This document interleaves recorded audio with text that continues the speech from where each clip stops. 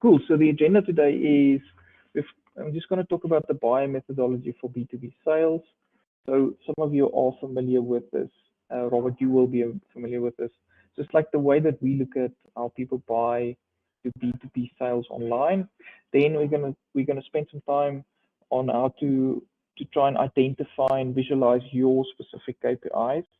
Then to make it practical, some of the people want to talk about strategies or like how to actually use it is to cover this. And then I've got a section about how to set up Google Analytics to track your KPIs, but I don't think we should. I think we should skip this section because I think most people want to just understand and how to use it.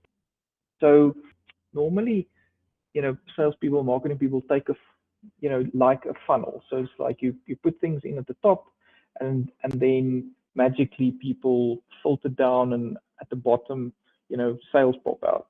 We don't like that methodology because it almost pretends that you throw things in at the top, and then magically gravity helps you to get a sale, and you don't actually need to do something. And I think the opposite is true. I think it's an enormous amount of effort and energy that goes into actually closing a deal. So our model is the people enter at the bottom, they work through this process, this triangle, and at the end of the day, then they buy here at the top. So these are the little steps and the little commitments that people take to before they actually buy. So to make this practical, is the first step is people usually there's an awareness step. So where people don't understand what you do or what your company does, then they start going into like a solution research phase. Then they go into they'll make a further commitment. Maybe they'll join a webinar or download a brochure or join a newsletter, and then only will they reveal themselves and ask for a demo or call, and then the sale will happen. So there's these steps, these little steps that people take to actually before they commit. And what happens is people enter this process, but then after a while they'll go down again. So it takes a lot of energy to move people through this process. One of the key things that we've seen with a lot of our clients is that there's a step missing here. So most B2B websites look like this. There's obviously an awareness phase. Then people go onto the website, they research, and then there's a huge jump that people have to take to go from research, and then it's just a lead form.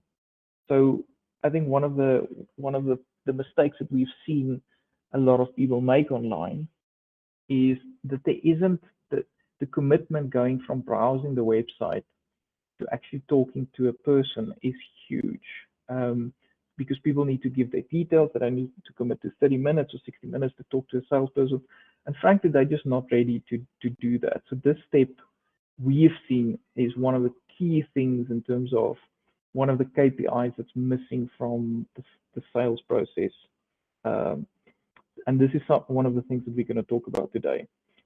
So the next step then is how do you identify your KPIs, because each company's KPIs are different. So the question, the answer lies with your clients. So if you take a sample size of 10 clients, 20 clients if you can, but 10 is enough, and just ask them the simple questions. How did you find us? And describe your engagement with us and what helped to build our credibility. So the key to these questions is to try and identify like what is the thing or the step that people take before they actually reveal themselves and are willing to talk to you. So Josh, in your case, for example, they'll go to the Ecometal's website, they'll browse around, and then there'll be like a contact form or lead form. Is there what is the step before they talk to you? But is it a page that explains that you have got corporate accounts and some of the rates or volume discounts that you have? Robert, I know you guys do events and workshops and where you explain like the value of the of the service offering. It's not just a lead form on your website. So I think for everybody, these questions will help you to identify what is that step, that KPI that's missing before people actually start talking to you. So Linda, for example, in your instance is, I know there's a lot of inquiries for what you do, but I think you go into an application process quite quickly. So if there's more people on the site, maybe people are a bit reluctant to go into the online application process. Maybe they want to watch a video first. Maybe they want to download. We also have a WhatsApp. Oh, you have a WhatsApp thing. So that's then your KPI, that WhatsApp chat channel. Yeah. Okay. So for every business, this is different and this is unique. So this is one of the key things that you need to identify to drive more leads and sales.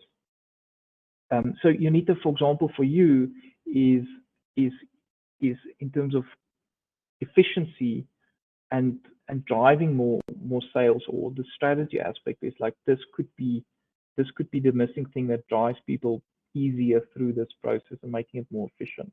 Because sometimes the salespeople need to service this, and that's, from a volume point of view, that's also not a good idea. Okay, I hope that makes sense. So these are some of the questions that may help you to identify this. So in our instance, we think the workshops add a lot of value. We also have some resources on our website that just to sort of show and build a little bit of credibility in terms of what we know and what we do, and adding a bit of value. So the next step is, okay, so now we go, okay, we get some information from marketing. The next thing is to determine what are the KPIs, and I think there's an intersection between what should be measured in terms of the marketing team, in terms of those KPIs, and then the second thing is what can be measured.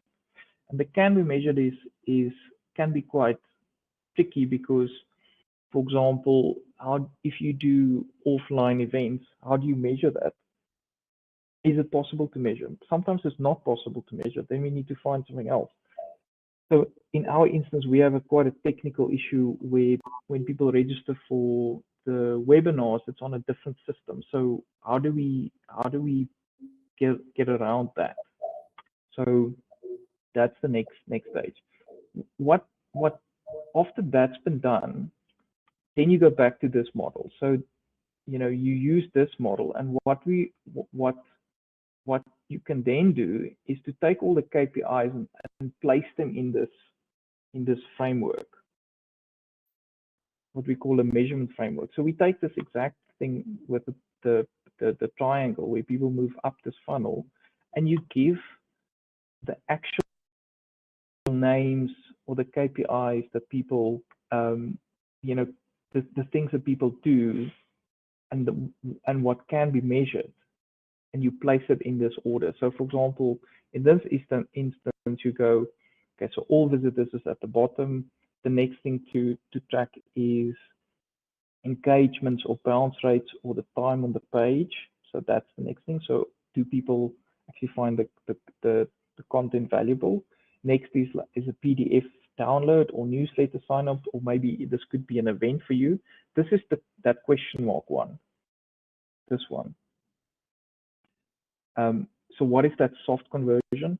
Then it's the submission form, and then you can actually track. So if, for example, your service sits online, you can actually register or track when somebody has actually signed up for a demo, or they've completed the lead form successfully. You've spoken to them. Next thing is like, how do you use this data? So let's look at all visitors. We're going to look at which channels are actually working in terms of all visitors. So Google. So at the moment, Universal Analytics is the old analytics, and Google Analytics 4 is the new analytics. So I'm going to jump between the old and the new analytics. So the first thing that you can do is to check which channels are actually working. What I mean by channels is Is it your Google ads, or is it your SEO that's working, or is it Facebook that's working, or LinkedIn that's working? And the way to find this is you go to channels, and what you can then do is look at the default channel grouping to see, how much time do people actually spend on the page, and how many visitors do you get per page. So that'll give you a good indication of what is happening here. So the volume here is important. So looking at the number of users. So if we go into real analytics here, the live one. So this is our universal analytics. So this is all. So you go to acquisition, you go to all traffic, you go to channels, and all the different default channel groupings that you. So this is where you get your clicks from. So this is SEO, this is directly to your website, this is social, this is your Google ads. So here you can see where you're getting your clicks from. So that's the first KPI in terms of that measurement framework. Okay. The next thing that you can look at is, let's just go back to here, is the engagement or the bounce rate. So it's to say, if you look at this part, the engagement and bounce rate, and the time on the page, that can help you determine what content is working or not on your website. So if the engagement or the bounce rate is not good, then that'll give you an idea if your content is working. So to access that, you go to Google Analytics, you go into behavior.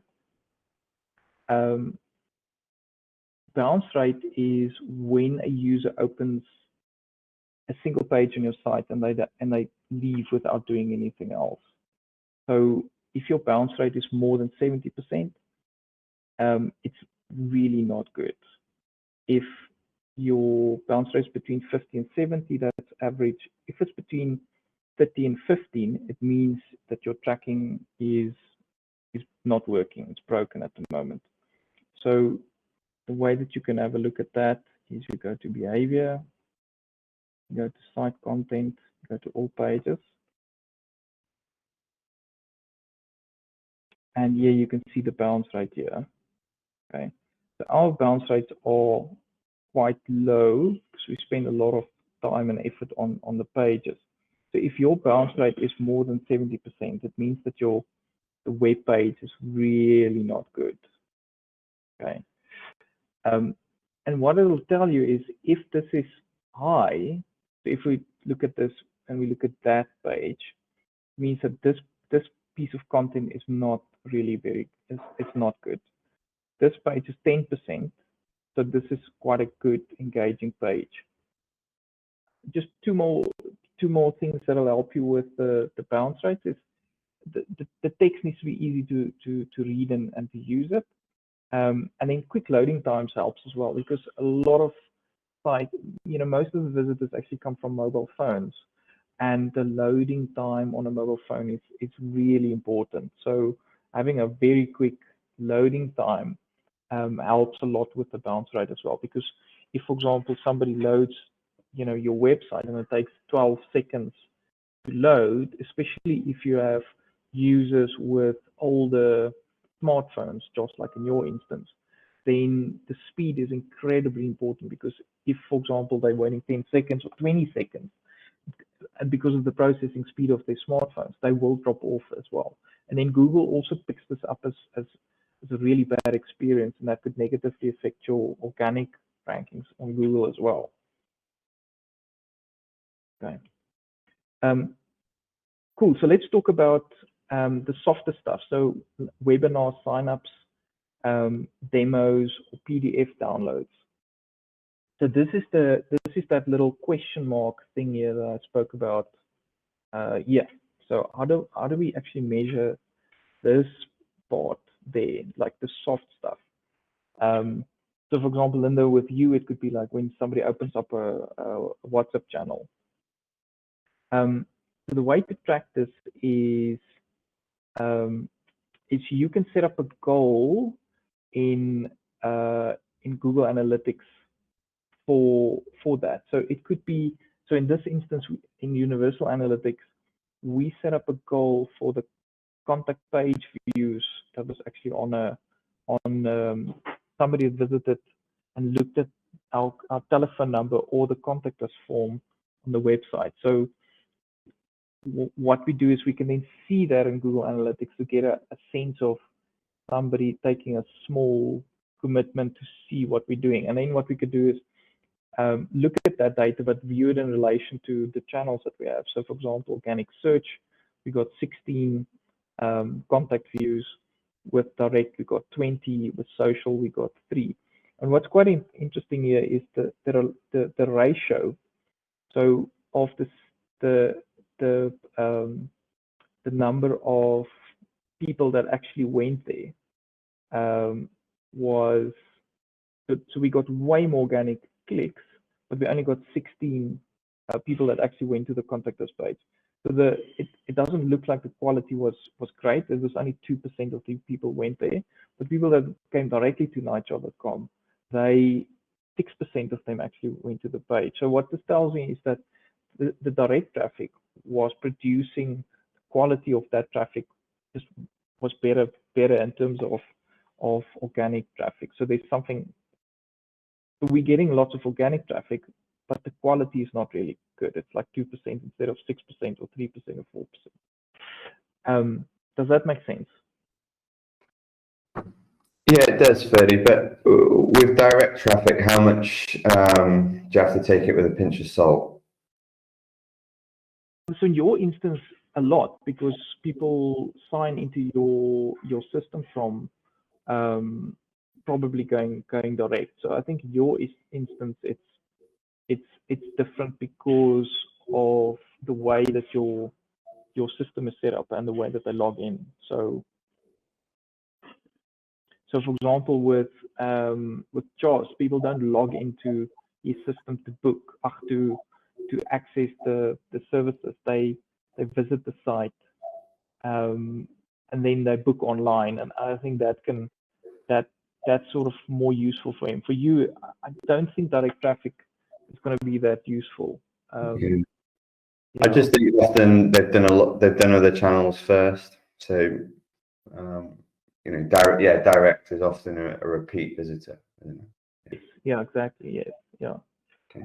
What is interesting about the direct channel is it's a very good indication of your brand's momentum over time, and is your brand growing in the market. So this direct channel is a very good gauge to see if the branding and softer marketing that and the awareness that you do, is that growing over time or staying the same. So for example, Linda, for you is you can look at direct traffic and to say, is it growing over time or not? And if it's not growing, then there's something not great in terms of the branding work that you're doing. Cool. All right. I'm just gonna show a screen of Google Analytics 4 as well. So Google Analytics 4, we've actually set this up in terms of our soft conversions on the page. So this is what it looks like. So you go to reports, and then you go to traffic acquisition, and the page actually, let's just make this smaller. Everything here, there's the same channels that's listed here. And we have set up a conversion for workshop registration button clicks. So that's a very soft conversion in our instance. So now we can see that we sent out an email yesterday, and I know Josh clicked on it and Robert clicked on it. And so we got 10 people that clicked on the register button there. So that's showing up in the interface. So now we know, okay, cool, the email campaign worked. Direct was 8 and organic was 3. What's interesting here is I can see from our organic search, we're getting lots of clicks. Nobody is registered for the workshop. And out of 600 clicks, we should have at least had a few. So what this tells us is the content on our site is not aligned with A, we're not promoting the workshops well on the website, and B, the content on what we wrote about 2 years ago is not relevant to what we're actually doing anymore, and we are aware of that. Okay, does that make sense?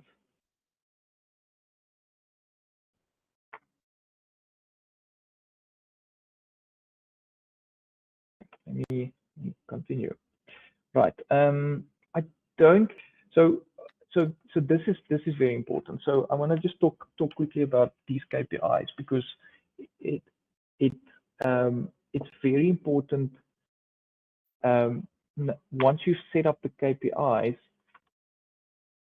one of the key things is how do you actually use it? So because all the data sits inside Google Analytics, so what happens is you need to browse around, you need to understand what you're doing, you need to go to the right report, you need to set up the right filters. So one of the things that we found exceptionally valuable is to have to present the data in a logical way. And what I mean by that is how do we, so now we've spent all this time and money on setting up the tracking. It's now the time to make it useful. So what I definitely recommend playing around with is use this sort of framework. We like using this user framework that you want, but then what you do is bring in the data that's relevant to the business and only show the data that's relevant to the business. Because one of the issues with analytics is there's just too many metrics and too much data in there. So presenting the data in a way that people can understand and in the context. So for example, here is impressions is how many people saw our ad. So that's the number for that. How many website visitors did we have? We had 62. Is it up or down? No, it's down by 43%. Workshop web page views. How many people looked at page? 13. Okay. Then registrations. We're struggling. We can't pull that data in. And then we go, and then we pull in the CRM data. We go, how many new deals did we get, and how many new sales did we get? So what happens is it gives you a view of like how are people moving from the start of this buying process up until the sale happens. Because if this goes to 0, in time, that's then going to be 0, and that's going to be less, and that's going to be less, and that's going to be less, because this feeds into the sales. So this stuff is never perfect, but at least it gives some visibility on how it can work. Bye, everybody. Thanks, everyone. Have a good day. Ciao.